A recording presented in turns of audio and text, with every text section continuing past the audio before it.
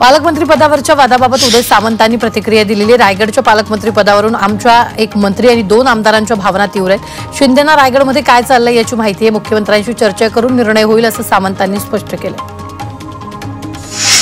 शिवसेना उद्धव बाळासाहेब ठाकरे पक्षाचे काही आमदार आमच्या संपर्कात आहेत, मात्र त्यांना घ्यायचं की नाही हे एकनाथ शिंदे ठरवतील असा दावा मंत्री संजय शिरसाट यांनी केला. तर परभणी जिल्ह्यातील पाथरी इथं ते मेळाव्यासाठी आले होते. यावेळी ते बोलत होते.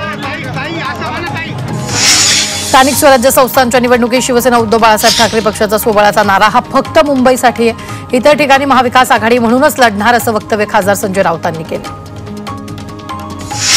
पुण्यात शिवसेना उद्धव बाळासाहेब ठाकरे पक्षामध्ये संघटनात्मक बदल केले जातील अशी माहिती शिवसेना उद्धव बाळासाहेब ठाकरे पक्षाचे नेते सचिन अहिर यांनी दिली. काही स्वतः राजीनामा देण्यास तयार आहेत, तर काहींची पदावरून बदली केली जाईल असंही त्यांनी म्हटलेलं आहे. ठाणे महानगरपालिका निवडणुकीच्या तयारीवरून राजन विचारेंनी विधान केले. ठाण्यात आम्हाला जे सोडून गेले ते स्वतःच्या स्वार्थासाठी सोडून गेले, मात्र मतदार कायम आहेत असं त्यांनी म्हटले. पैशाच्या जीवावर विरोधक निवडणुका जिंकत असल्याचंही ते म्हणाले. पुष्पा अंधारेंनी लाडकी बहीण योजनेसंदर्भात प्रतिक्रिया दिली. योजनेचा कॅगनं अहवाल दिला असून 2030 पर्यंत ही योजना सुरू ठेवल्यास राज्यावर 2.75 लाख कोटींचं कर्ज होणार असल्याचं त्यांनी म्हटले. त्यामुळे स्वतःची खुर्ची वाचवण्यासाठी या सरकारकडून ही योजना ठेवण्यात आली आहे अशी टीका त्यांनी यावेळी केली आहे. आगामी निवडणुकांसाठी राष्ट्रवादी शरद पवार पक्षानं कंबर कसली. प्रत्येक सोमवारी एका मुद्द्यावर आंदोलन केलं जाणार आहे. महापालिकेतील अनेक मुद्द्यांवर राष्ट्रवादी शरद पवार पक्ष आंदोलन करणार असल्याची माहिती सूत्रांनी दिली आहे. सोलापुरात राष्ट्रवादी शरदचंद्र पवार पक्षाला मोठा धक्का बसलाय. शरद पवार गटाचे ओबीसी नेते रमेश बारसकर शिवसेनेच्या वाटेवर आहेत. येत्या 2 दिवसात ते उपमुख्यमंत्री एकनाथ शिंदेंच्या उपस्थितीत पक्षप्रवेश करण्याची शक्यता आहे. भंडारा जिल्हा परिषद अध्यक्षपदावर काँग्रेसच्या कविता उके यांची निवड करण्यात आली, तर उपाध्यक्षपदावर राष्ट्रवादीकडून एकनाथ पिंडर यांची निवड केली गेली. भाजपचे माहेश्वरी निवारे यांचं जात वैधता प्रमाणपत्र रद्द करण्यात आल्यानं कविता उके यांची बिनविरोध निवड करण्यात आली आहे. कोल्हापूरची हद्दवाढ व्हावी यासाठी कोल्हापुरातील लोकप्रतिनिधींना घेऊन पुन्हा शासनाकडे प्रयत्न करणार असं वक्तव्य मंत्री हसन मुश्रीफ यांनी केले.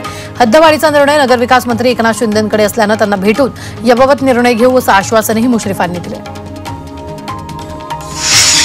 एक देश एक निवडणूक अहवालाचा मसुदा तयार करण्यासाठी सरकारने एकूण 95,344 रुपये खर्च केलेत. माहिती अधिकारातून ही बाब उघड झाली आहे. माजी राष्ट्रपती रामनाथ कोविंद यांच्या अध्यक्षतेखाली 18,000 पानांचा अहवाल तयार करण्यात आला आहे. मराठा आंदोलक मनोज जरांगेंनी अजित पवारांवर हल्लाबोल केलाय. कुठलंही शिष्टमंडळ आपल्याला भेटलं नसून अजितदादांसारख्या व्यक्तीनं असं खोटं बोलू नये असं वक्तव्य मनोज जरांगेंनी केलं. दरम्यान रविवारी अजितदादांनी तहसीलदार मनोज जरांगेंना भेटले असून त्यांच्या मागण्यांचं निवेदन घेतल्याचं म्हटलं होतं. त्याला मनोज जरांगेंनी उत्तर दिलंय. मराठा आंदोलक मनोज जरांगेंनी मंत्री पंकजा मुंडेंना टोला हाणला. आम्ही खुणची नाही, कुणालाही भेट टाळत नाही अशी प्रतिक्रिया जरांगेंनी पंकजा मुंडेंच्या भेटीच्या इच्छेवर दिली. संपूर्ण देश अंतर्वालीत येऊन गेला, कुणालाही अडवलं नाही असं जरांगे म्हणाले. मराठा आरक्षणासाठी अंतर्वालीत सराटीत आमरण उपोषणाला बसलेल्या मनोज जरांगेंची प्रकृती खालावली. उपोषणाच्या 3ऱ्या दिवशी जरांगेंची प्रकृती खालावली. त्यासोबतच उपोषणकर्त्या 2 जणांची तब्येत खालावली.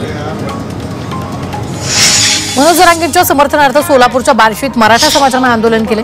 बार्शी तहसील कार्यालयासमोर अनोखा आंदोलन करत सरकारचं लक्ष वेधण्याचा प्रयत्न करण्यात आला.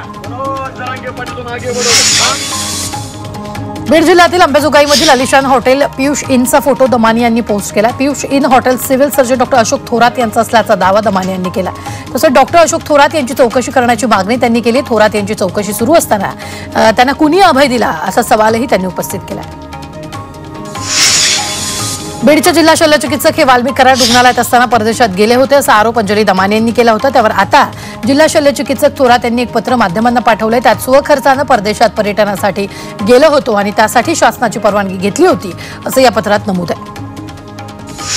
बीड जिल्ह्यात वाल्मिकच्या मर्जीतले पोलीस आहेत असा आरोप तृप्ती देसाईंनी केला. त्यांनी सोशल मीडियावर यादी पोस्ट केली. 26 पोलीस अधिकारी वाल्मिकच्या मर्जीतले आहेत असा आरोप त्यांनी वाल्मिक कराडवर केला. तसंच देसाईंनी वाल्मिकच्या मर्जीतल्या पोलिसांची बदली करण्याचीही मागणी केली.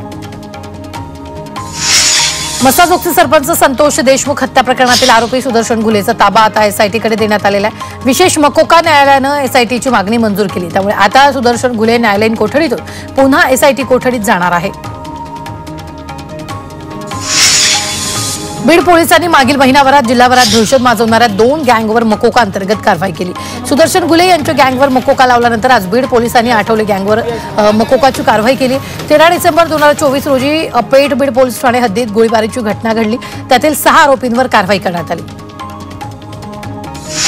नाशिकच्या येवल्यातील पॉवर हाऊस महावितरण कार्यालय परिसरात नागरिकांच्या घरांमध्ये गटारीचं पाणी शिरले। त्यामुळे संतप्त नागरिकांनी नगरपालिका प्रशासन तसंच नगरसेवकाविरोधात घोषणाबाजी देत संताप व्यक्त केला।